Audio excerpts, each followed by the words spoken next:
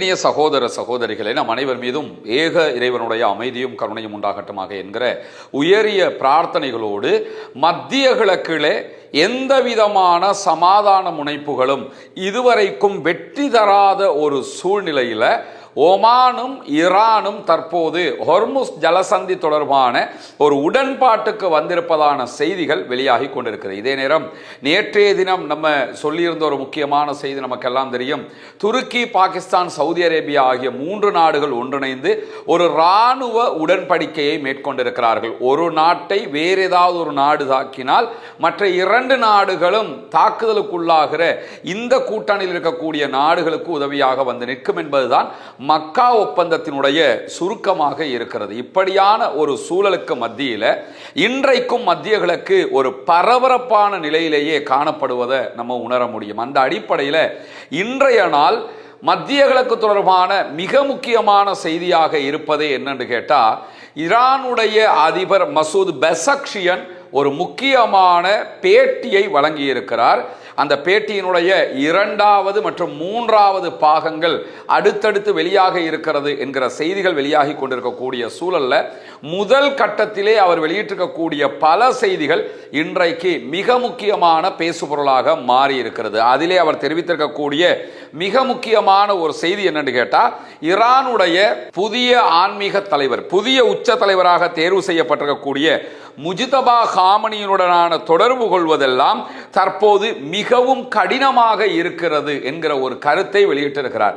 இதை சொன்னதுதான் தாமதம். சில யூடியூபுகளில் செய்தி சொல்லக்கூடியவர்கள் உடனடியாக வந்து சொன்ன பல செய்திகளை நம்ம பார்க்க முடியும்.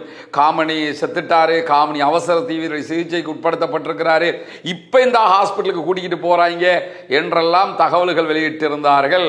இதையெல்லாம் இஸ்ரேலிய ஊடகங்கள் சொல்கிறது என்கிற செய்திகள் எல்லாம் வெளிவந்ததை நீங்க பார்க்க முடியும். உண்மையிலேயே மசூத் பெசக்ஷியன் சொன்ன செய்தியையொட்டி அடுத்ததாகவே அவர் இன்னும் ஒரு செய்தியையும் சொல்லுகிறார். எனவே இவர்கள் சொல்லுகிற அளவுக்குண்டான நிலை இருக்கிறதா என்பதை மசூத் பெசக்ஷியன் தான் சொல்லணும்.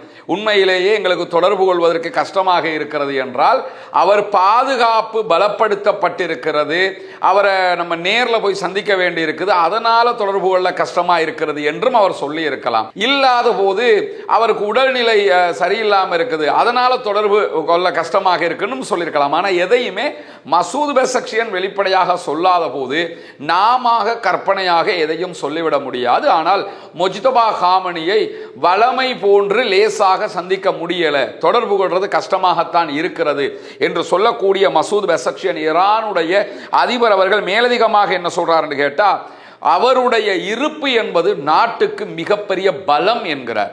முஜ்தபா காமனி ஆயத்துல்லாவாக இருப்பது ஈரானுக்கு இருக்கிற மிகப்பெரிய பலம் என்று சொல்லக்கூடியவரே மேலதிகமாக என்ன செய்திகளை சொல்றாருன்னு கேட்டா, அமெரிக்காவுடனான இடைக்கால ஒப்பந்தத்திற்கு முடிவெடுக்கிற குழுவின் பெரும் ஆதரவு கிடைத்ததற்கு பிறகு புதிய உச்ச தலைவருடைய ஒப்புதல்கள் எங்களுக்கு கிடைத்தது என்கிற செய்தியையும் அவர் சொல்லி இருக்கிறார். எனவே ஒரு ஒப்புதல் கொடுப்பதற்கோ என்ன விவரம் என்று தெரிவதற்கோ அது தொடர்பான தகவல்களை வழங்குவதற்கோ அங்கிருக்கக்கூடிய ஆன்மீக தலைவர் தெளிவோடும் உடல் நலத்தோடும் இருக்கிறார் என்பதை மசூத் பெசக்ஷியனுடைய 2வது பதில் இன்றைக்கு சொல்லி இருக்கக்கூடியதை நம்ம பார்க்க முடியும். இப்படியான சூழல்ல தான் மேலதிகமாக மசூத் பெசக்ஷியன் பேசுகிற போது தலைமையினுடைய முடிவுக்கு ஈரானியர்கள் இறுதி வரைக்கும் துணை நிற்பார்கள் என்கிறார்.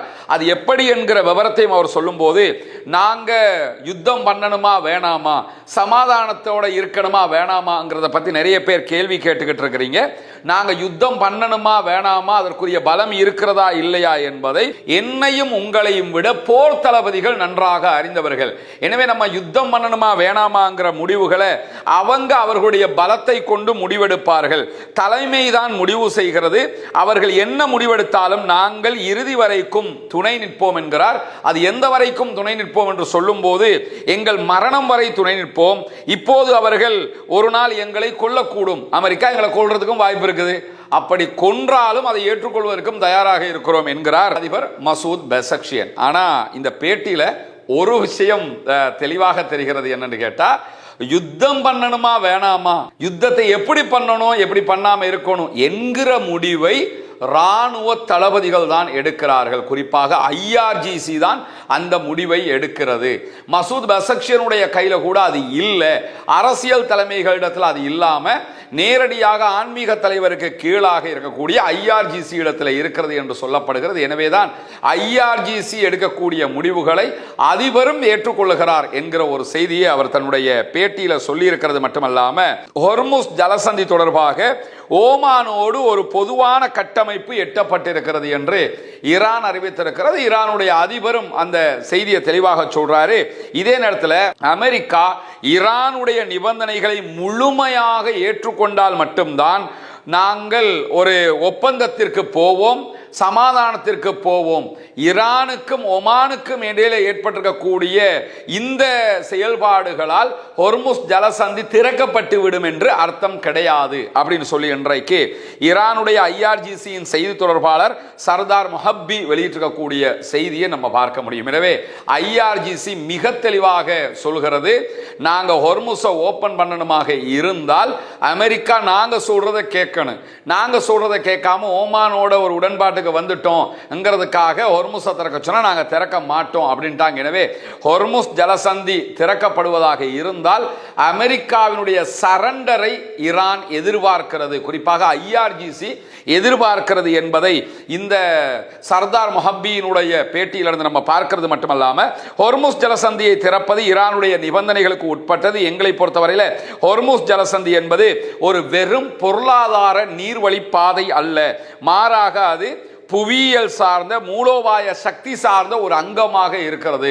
வெறுமனே பிசினஸ் பண்ற ஏரியான்னு மட்டும் நீங்க பார்த்துறாதீங்க, அதுதான் எங்களுக்கு எல்லாமே அப்படின்னு நாங்க பார்க்கிறோம் என்று சொல்லி சர்தார் மொஹப்பி மேலதிகமாக சொல்லுகிற செய்திகளை இன்றைக்கு அவர்களுடைய ஊடகங்கள் வெளியிட்டிருப்பதை நம்ம பார்க்க முடியும். எனவே ஹொர்முஸ் ஜலசந்தி இன்னா திறந்துருவோம் அந்தா திறந்துருவோம் என்று சொல்லி எல்லாம் அமெரிக்க அதிபர் டொனால்ட் ட்ரம்ப் சொல்லுவது ஏற்புடையது அல்ல, நம்பகமானது அல்ல. அவர் இஷ்டத்துக்கு அடிச்சு விடுறாருங்கிறது மட்டும் தெளிவாக தெரியக்கூடிய சூழல்ல இன்றைய தினமும் ஓமான் கடற்கரைக்கு அப்பால் ஈரானுடைய பேச்சை கேட்காமல் பயணித்ததாக சொல்லப்படுகிற UAE-னுடைய ஐக்கிய அரபு எமிரேட்ஸினுடைய அட்னாக் என்கிற பாரிய எண்ணெய் கப்பல் மீது ஒரு ஏவுகணை தாக்குதல் நடத்தப்பட்டிருக்கிறது. ஈரான் தான் அந்த தாக்குதலை நடத்தி இருக்கிறது என்று இன்றைக்கு ஐக்கிய அரபு அமீரகம் குற்றச்சாட்டை முன்வைத்திருக்கிறது, கண்டனத்தை வெளியிட்டிருக்கிறது. ஈரானை பொறுத்தவரையில் நாங்கள் சொல்ற ரூட்ல கப்பல்கள் போகணும், எங்ககிட்ட கேட்டுட்டு தான் போகணும் என்று தெளிவாக சொல்லிக் கொண்டிருக்கிறார்கள். இந்த இரண்டாவது கட்ட சண்டைகள் ஏற்பட்ட நேரத்தில் ஈரான் குவைத் மேலையும் பஹ்ரைன் மேலையும் தான் கடுமையான தாக்குதல்களை நடத்தினார்கள். ஒரு தாக்குதலை கூட நேரடியாக UAE மேல அவங்க நடத்தலைங்கிறது நமக்கு தெரியும். ஆனா UAE-னுடைய கப்பல்கள் மேல தாக்குதல் நடத்தினதுனால தான் அமெரிக்கா ஈரான் மேல மீண்டும் தாக்குதல்களையே நடத்தியிருந்தார்கள். அதே மாதிரி தான் இப்பொழுதும் UAE-னுடைய கப்பல்கள் மீது ஈரான் தாக்குதல்களை நடத்தி இருக்கிறது. எனவே அமெரிக்கா இப்பொழுது என்ன செய்ய போகிறது? மீண்டும் ஈரான் மேல தாக்குதல் நடத்தினாங்கன்னா இப்ப கொஞ்சம் நெருங்கினதாக சொல்லப்படக்கூடிய அமைதி நிலைகள் கூட இல்லாமல் போய்விடும் என்பது தெரியும். எனவே என்ன முடிவை அவர்கள் எடுக்க போகிறார்கள், அமெரிக்காவினுடைய அடுத்த கட்டம் எப்படி இருக்க போகிறது என்கிற கேள்விகள் இருக்கக்கூடிய சூழல்ல தான் ஐக்கிய அரபு அமீரகத்தினுடைய எண்ணெய் கப்பல் மீது தாக்குதல்களை நடத்தியதை இன்றைக்கு சவுதி அரேபியா கண்டிப்பதாக அறிவித்திருக்கிறது. சகோதர நாடாக இருக்கக்கூடிய UAE மேல தாக்குதல் நடத்தியதை ஏற்றுக்கொள்ள முடியாது, சர்வதேச சட்ட மீறல் என்றெல்லாம் அவங்க சொல்லி இருக்கிறாங்க.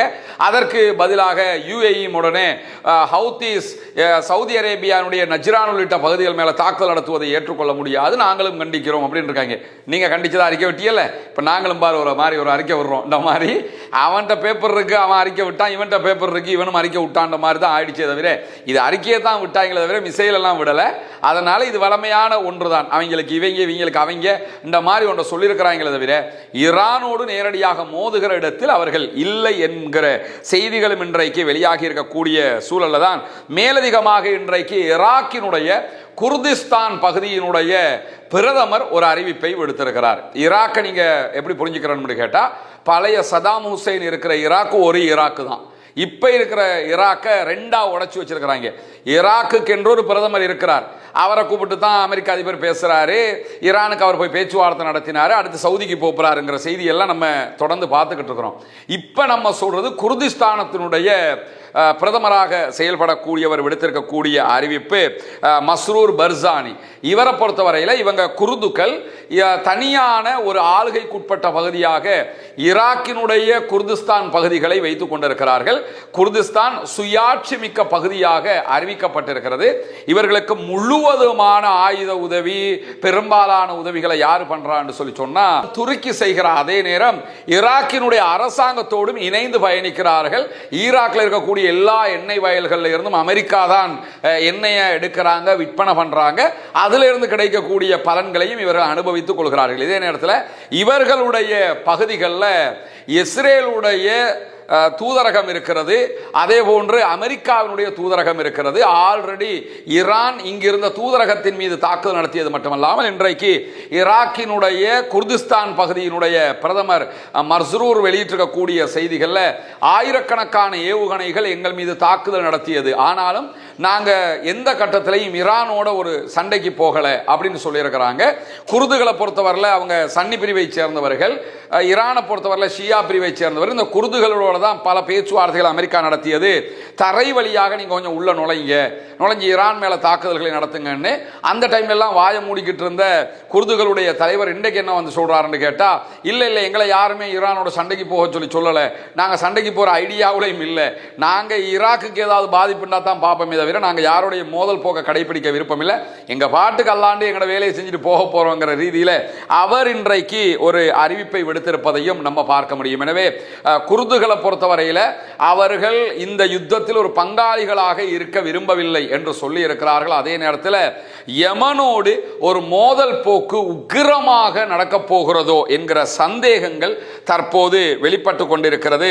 யமன்ல இருக்கக்கூடிய ஹவுதீஸுக்கும் சவுதி அரேபியாவுக்கும் இடையில பல மோதல் சம்பவங்கள் நடைபெற்று கொண்டிருக்கக்கூடிய சூழல்ல தான் சவுதி அரேபியாவுடைய ஆதரவு பெற்ற யமன்ல இருக்கக்கூடிய படைகள் மேல தொடர்ந்து தாக்குதல்களை ஹவுதீஸ் நடத்தி வருகிறார்கள். எனவே ஹூத்திகளுடைய தாக்குதல்களால் பாதிக்கப்படுவது தங்களுடைய தரப்பு, தங்களுடைய ப்ராக்சிஸ் என்கிற அடிப்படையில் சவுதி அரேபியா ஒரு பாரிய யுத்தத்திற்கு ஹூத்திகளோடு தயாராகிறது என்கிற செய்திகள் வெளிவருகிற அதே நேரம் எவ்வளவு பெரிய யுத்தமாக இருந்தாலும் அதை நேரடியாக எதிர்கொள்வதற்கு தாங்கள் தயாராக இருக்கிறோம் என்கிற செய்திகளை இன்றைக்கும் ஹூத்திகளுடைய ஊடக பேச்சாளர் ஜெனரல் யஹியா சாரி வெளியிட்டிருப்பதை நம்ம பார்க்க முடியும். எனவே இன்றைக்கு வெளியாகி இருக்கக்கூடிய மிக முக்கியமான செய்திகளுடைய தொகுப்பை தான் உங்களுக்கு மத்தியிலே கொண்டு வந்து தந்திருக்கிறோம்.